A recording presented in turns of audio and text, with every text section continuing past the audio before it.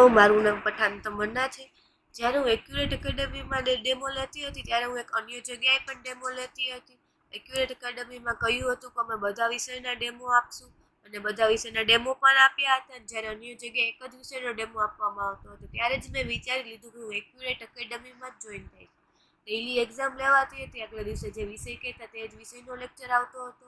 ભણવાની બાબતમાં જ વાતો અને ચર્ચા થતી હતી, અન્ય કોઈ કારણ વગરની વાતો બી નહોતી થતી.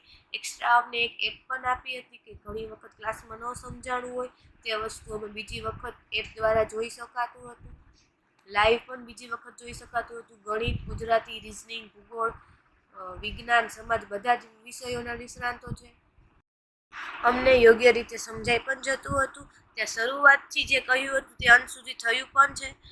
ગુજરાતી હોય કે ગણિત, વિજ્ઞાન હોય કે સમાજ, બધા જ વિષયોના પૂછાયેલા પ્રશ્નો સોલ્વ પણ કરાવવામાં આવતા હતા.